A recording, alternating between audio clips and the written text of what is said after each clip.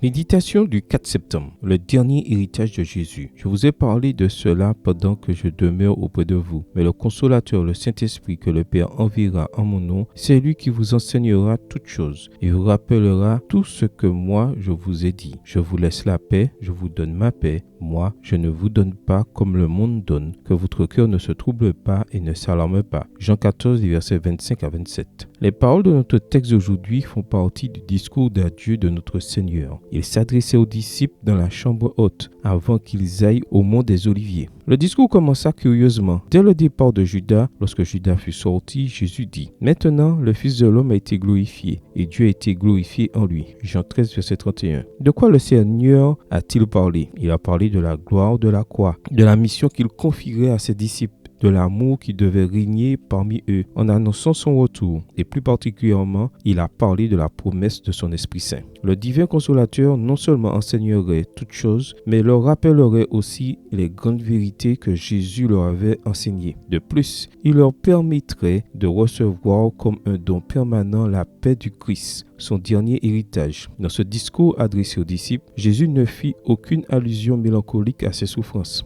et à sa mort. Le dernier héritage qu'il leur légua fut la paix. Extrait du livre Jésus-Christ, chapitre 73, page 613, livre écrit par Ellen G. White. Quelle vertu y a-t-il dans la paix du Christ?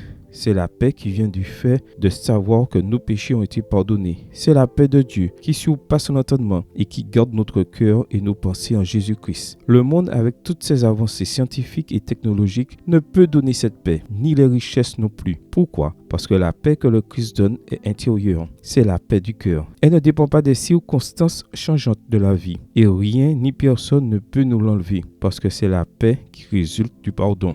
Alors, quelle est la conclusion? Grâce au Saint-Esprit, nous sommes plus que vainqueurs et rien ne pourra nous séparer de l'amour de Dieu en Christ Jésus notre Seigneur. Romains 8, versets 37 et 39. Peut-on avoir un héritage plus grand, plus beau, plus précieux? Rien n'est comparable au don de son esprit. Rien ne surpasse le cadeau de sa paix. Ne laissons donc pas la tristesse et les épreuves nous prendre ce que le Christ a gagné pour nous à un prix si élevé. La paix que le Christ nous a laissée en héritage est votre héritage et mon héritage. Revendiquons aujourd'hui par la foi ce qui est à nous. Prière. Merci Jésus pour le pardon de mes péchés et parce que ce pardon a apporté à mon cœur la paix que rien dans le monde ne peut m'offrir. Par ton esprit demeure dans mon cœur aujourd'hui et pour toujours. Amen. Bonne journée à vous et que le Seigneur vous bénisse.